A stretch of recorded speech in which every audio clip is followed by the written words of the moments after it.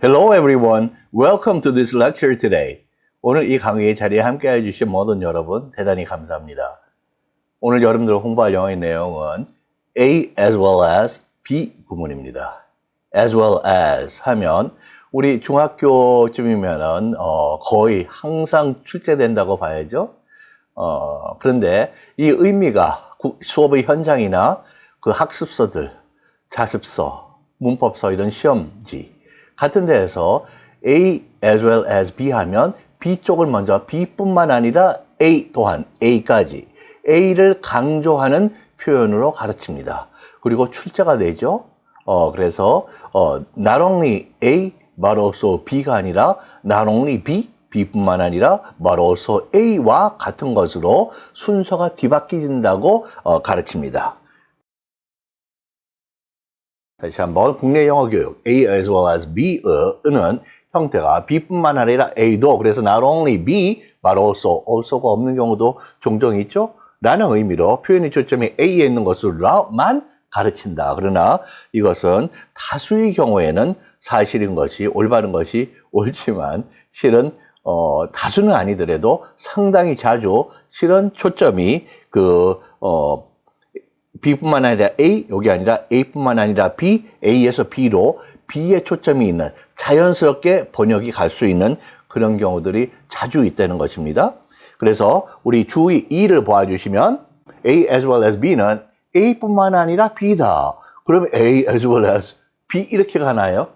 물론 구조적으로는 영어의 구조는 그것은 아니지만은 국내의 표현, 우리의 이해, 우리 번역 같은 데에서는 그렇게 자연스럽게 가서 B에 초점을 맞추어 강조하는 경우들이 종종 있다는 것이죠. 다수의, 과반수의 경우는 아니지만 적지 않은 경우들이 이렇게 국내의 교육만으로 우리가 잘못 받아들이게 되고 또한 때로는 우리가 잘못 사용할 수도 있는 그러한 경우가 되는 것입니다.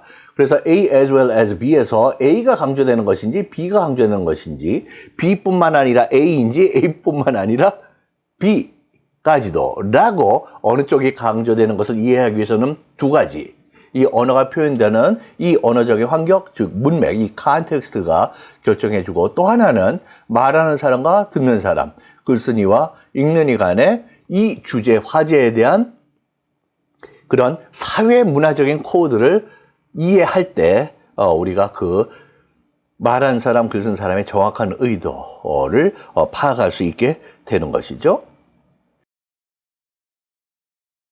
그래서 국내 설명의 아주 전형적인 예를 하나 들어볼까요?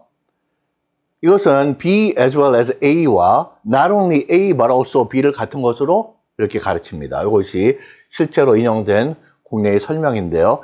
이 설명은 얼마나 전형적이냐면 거의 모든 학습서에서 이 양쪽의 표현을 다 가르치고 있고 실제로 학교 시험에까지 어떻게 돼요?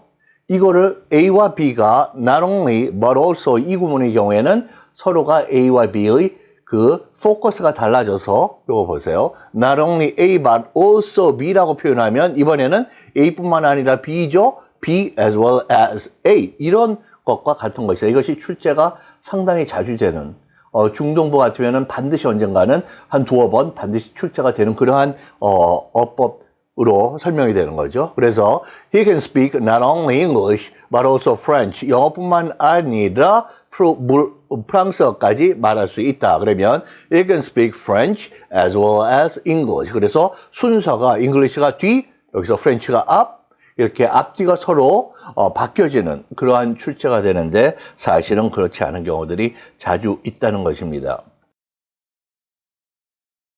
주의 첫 번째, A뿐만 아니라 B도라는 의미로 B에 초점을 맞춰 강조하는 경우들이 있는데 이렇게 초점 강조의 대상이 B인 경우에는 A as well as B는 not only A but also B로 A와 B의 위치가 앞과 뒤가 동일하게 되는 것입니다. 그런데 이것을 우리가 일방적으로 그 강조가 A에만 있는 것으로 보고 지금 교육되고 있는 식으로 계속 우리가 평가 문제를 출제를 해서 학생들에게 그것을 우리가 evaluate, 그 judge, 그 심판을 하고 이게 맞다 틀리다라고 하게 되면 굉장히 커다란 오해, 잘못 가르치고 있는 것이죠.